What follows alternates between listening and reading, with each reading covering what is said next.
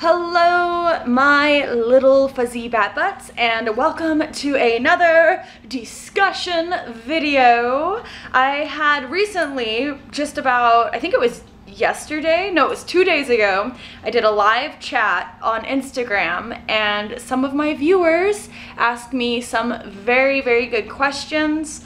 I had some time to think about those questions. I answered them on the live feed, but I also had some time to think about those questions, and I thought that some of you guys would also like to or you might be interested in these topics as well.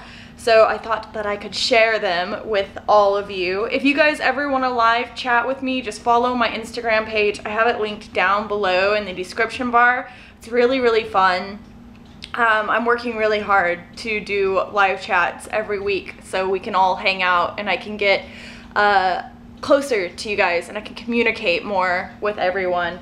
But anyways, I had one viewer ask me what I thought about vampires, and not just vampires like the fictional kind of concept of vampires, but they were asking me about people who are real vampires. And personally, I do know some individuals who are real vampires, and I do the quotations because that's debatable and people can argue about it, but I think if that's the title they want, that's totally fine. They can have that title. It's good. As long as they're happy, that's what matters in the end. And that was basically the gist of what I said to this viewer, was that what matters is as long as no one is being hurt or made to do something against their will, or is doing something that's like potentially damaging to themselves or others around them, I think it's okay as long as everyone is happy and safe. I think if that makes them happy and that makes them feel good, that's what's important, because this life is very, very short. And if you find something that brings you joy, I think that that's wonderful, and that you should hang on to that and you should cultivate that. But I do know some people that are involved in the whole vampire subculture. I'm not really sure what you would label that under, but the individuals I know that are involved with this vampire lifestyle are very, very kind people. They've always been very sweet to me. I actually met I think he goes by the Vampire King of Austin, Texas. I met him by chance in Elysium, which is a nightclub in Austin, Texas. That's like a goth nightclub, and he was so very, very kind, and not at all, he didn't come across as someone who wasn't good, and he didn't have any vibes about him that he was like some kind of cult leader, because I know some people say that it's a cult, the whole vampire thing, but I don't think it is, honestly, because I follow him on Facebook and stuff, and he doesn't come across that way at all. But anyways, I'm getting off on a rabbit trail. I had answered this viewer simply by saying, if the people are happy and they're doing something that makes them happy, then let them be. Let them enjoy life and let them be what they are, and just let them do their thing. So I failed to mention that there's this really good book that is written by Michelle Belanger. I think I said her last name right. It's called Vampires in Their Own Words, and as you can see, this book has gotten a lot of love. I read this book maybe 4 years ago, 3 or 4 years ago, because I was very interested, and this was after I met the Vampire King. I think his name is Logan, of Austin, Texas, and I was really interested and curious about this whole vampire concept. So I had bought this book to learn a little bit more. I think that the writing in this is really easy to follow, and while there are some points in the book that make me kind of tilt my head like, I don't know about that, I think it's still a really good inside look and perspective into the whole concept, and I think if you take everything with a grain of salt, it's a really good read. So I recommend this book absolutely if you guys want to know more about that whole vampire thing that has been going around. There's also emotional and psychic vampires, and a lot of the time people that are emotional or psychic vampires, they don't realize that they are that, because what would be classified as an emotional or psychic vampire is somebody that you hang out with and they like drain you of your whole life force, it feels like. So you could like go out and go have drinks with someone, and by the time you're done hanging out with them, you just feel like completely drained emotionally, or you just like want to sleep because you're so exhausted. And a lot of the times that's because that person, not knowing it, or they could know it, they're feeding off of you, whether it be your emotions, or they can feed off of you, just psychically feed off of you.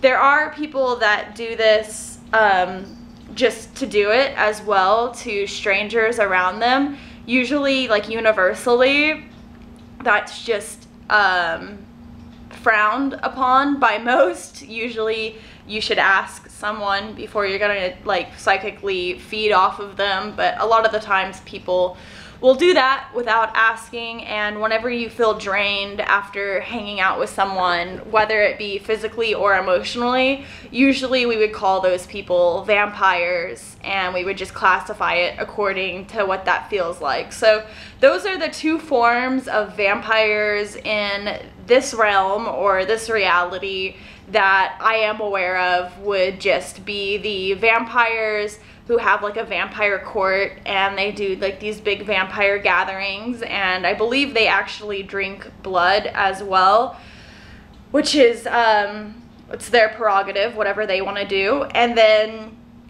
as long as everyone's safe and no one's having that done against their will, I don't care. But if I care only if someone is being hurt or they're having those things done against their will, then it's not okay. But I mean, if everybody's happy and safe, it's fine.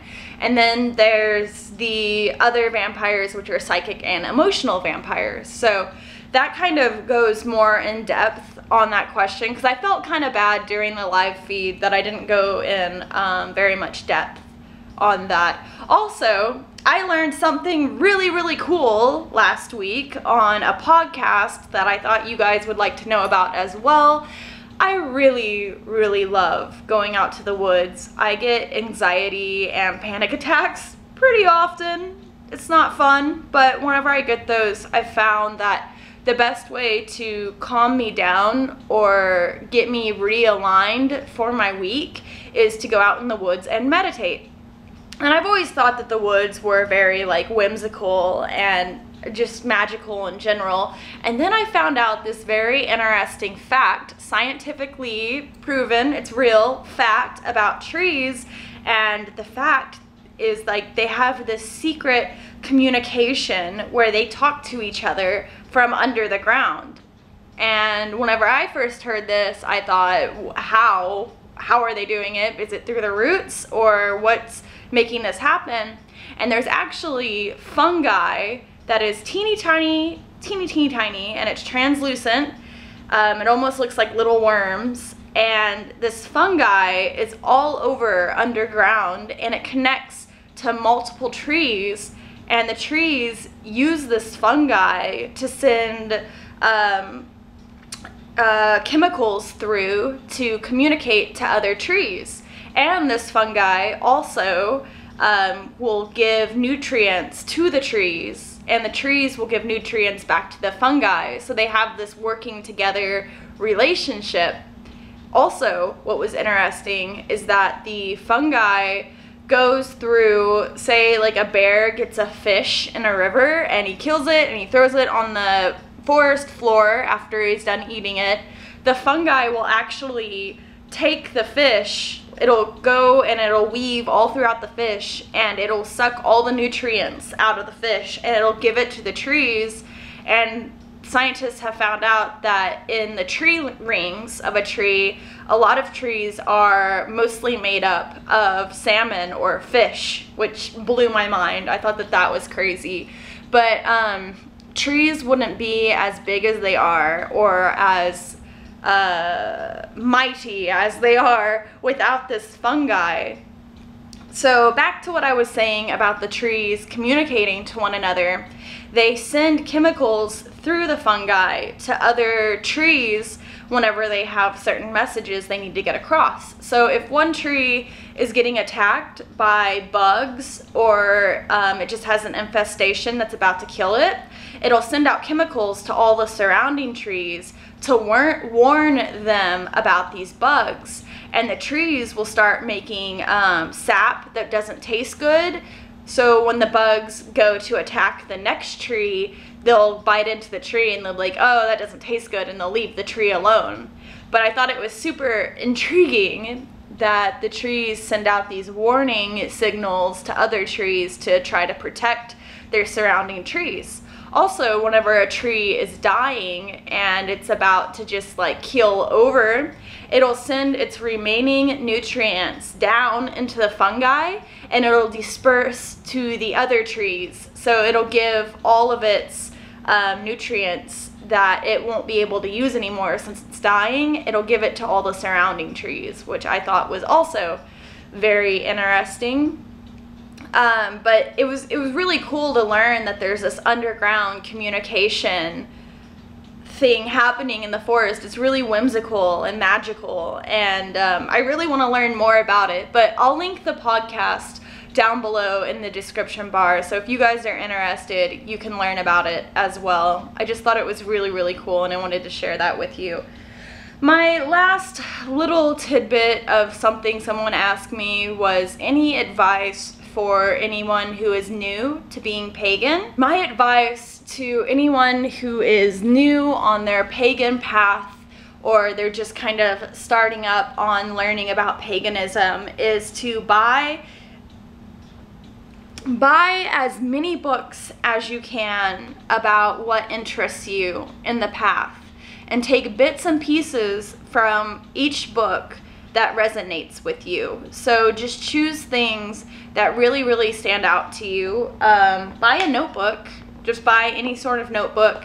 Take notes in the notebook of things that you find in books that stand out to you.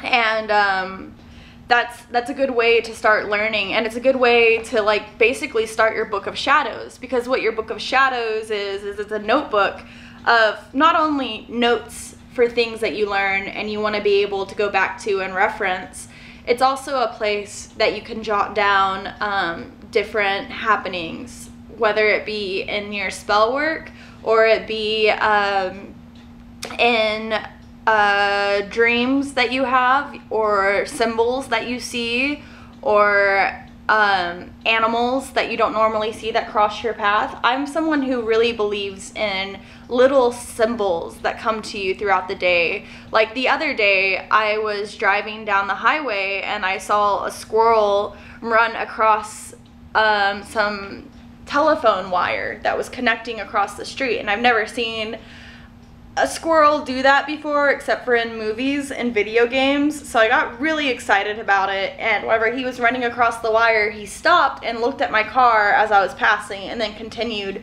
running across the wire. And I thought that that was a unique moment, so I jotted it down in this journal, and I looked up the symbolism of a squirrel because I thought that this doesn't happen very often. So let's go ahead and see what the symbolism of a squirrel is. And it says that basically the questions that arise were: have you forgotten to play? Are you allowing time for family connections? Are you focusing on the worst case scenario or the best case scenario? And when the squirrel comes into our lives, it is often a message for us to have more fun and take life a little less seriously. And I've been taking life very seriously lately, and I have not been making time for fun. So I thought that that was a cool little coincidence that happened, and I take notes like that inside my journal, and I keep this with me everywhere I go. I even tape like little fortunes from fortune cookies. Like if I get one that I think is really cool or stands out to me, I'll even tape it in my journal too. So it's just a place you can jot down general information in. Anyways, I got off on a rabbit trail again. If you're new also to paganism, I think it's great to take everything with a grain of salt, and don't take don't make rules for yourself. Just live really organically and do what feels natural to you, even if in a book someone tells you you have to do this and you have to go by these guidelines. If that doesn't ring true to you, then don't do it. Like, just do what feels natural and take bits and pieces from all over the place. Always ask questions, always look further into topics and find multiple answers and then form your own opinion from those multiple answers. Don't just take what you read as an absolute truth. Always be looking for different answers and different viewpoints, because that helps you become more well-rounded and have a better outlook on whatever the topic is. Hi Toby, you coming to hang out? I love you, pretty boy. So I guess that in general, for anyone that's new to paganism, just as a brief overview, buy lots of books, take lots of notes, take everything with a grain of salt, be sure to find your own answers. Don't just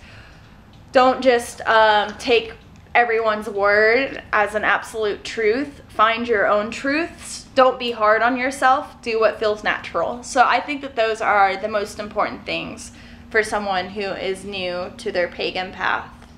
I think that I've rambled on enough in this. Thank you guys so much for doing the live chat with me on Instagram. I really love it, and I think that it's a really good way for me to find new topics to be able to go in depth with you here on YouTube. So if you guys don't follow me on Instagram, feel free to. I would love to be able to get close to you, and I'm working really hard to do live feeds on Mondays and Thursdays, so that's fingers crossed I can keep up with that and I'll be able to connect with you even more. Real quick, in closing, I've noticed a lot of bigger YouTubers being under fire for what they upload on their YouTube channel, and I just wanted to remind everyone that YouTubers are free. Not everyone. I just wanted to remind some individuals who take it upon themselves to go after these YouTubers for what they upload and their content. I think that it's really important that we remember that people, their YouTube channels are what they want to upload, and that's why it's their YouTube channel. So if you don't like content that you're seeing, just unsubscribe and leave it at that. I just feel bad because I see a lot of YouTubers being under fire for what they upload on their channel, and I don't think that that's fair. I think people should be allowed to upload what they want to upload, and we should appreciate people for what they want to bring to the table, and if it's not something that you're into, then you can just unsubscribe, and it's as simple as that. That was my little 2 cents on that. I just feel bad for a lot of the YouTubers I see that are just being put under fire for their uploads. I don't think that it's fair, and I don't think that it's nice. If you aren't seeing what you want to see on YouTube, the beauty of YouTube is that anybody can start a channel. So if you don't see what you like, then absolutely start a channel and bring something new to the table. That would be beautiful. That's what makes it a whole well-rounded place to hang out. So yeah, I think that's about it. Thank you guys so much for watching this video. I hope it made sense and that I didn't ramble too much. I love you so very much. I'll talk to you again very soon. I upload new videos every week, so if you like what you saw here today, please feel free to subscribe and hang out with me again next week. I love you. I'll talk to you soon. Mwah! Tschüss! Tschüssi! Can you say bye, Tobles? Toby says bye as well. Bye bye! E ha suscitato per noi una salvezza potente nella casa di Davide suo servo, come aveva promesso per bocca dei suoi santi profeti, il Signore, senza